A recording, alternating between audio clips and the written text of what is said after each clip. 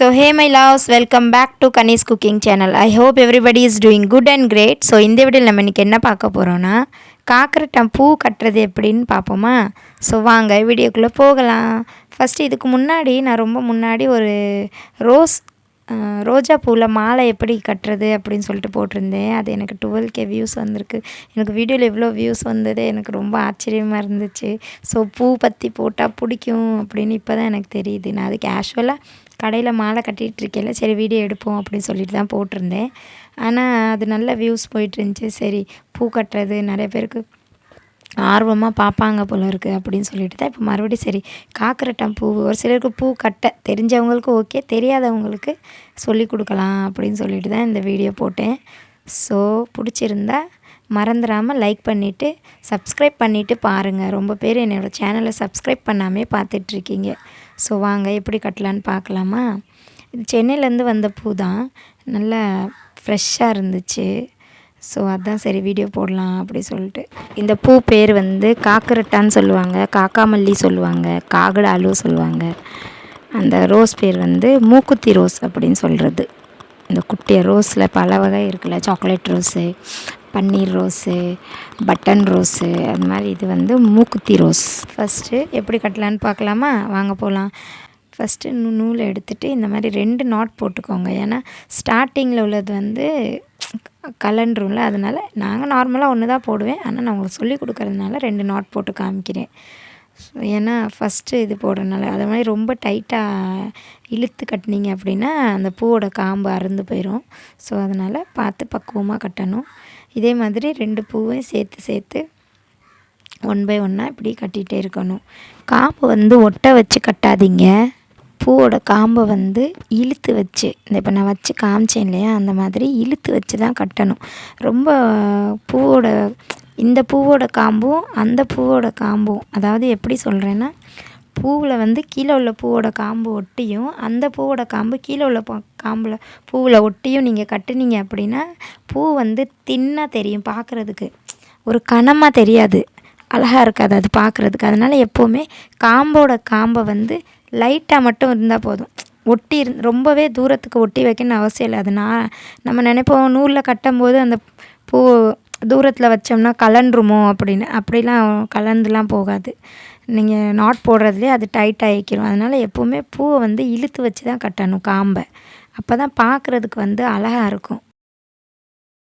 ஒரு 10 பூ 12 பூ கட்டினதுக்கப்புறம் ரோஸ் சேர்த்துக்கோங்க. ரோஸையும் அதே போலயே இழுத்து வச்சே கட்டுங்க. ஒட்டி வச்சு கட்டினீங்கன்னா பார்க்கும்போது பூவு வெளியிலையும் ரோஸ் உள்ளேயும் தெரியும். அதுவும் பார்க்குறதுக்கு அழகாக இருக்காது. நம்ம ஒரு வேலை பார்த்தோம்னா அது வந்து நீட்டாக இருக்கணும், ஃபினிஷிங் அழகாக இருக்கணும். இந்த பார்த்திங்களா, இந்த மாதிரி அழகாக இப்படி வந்துடும் கட்டினீங்கன்னா.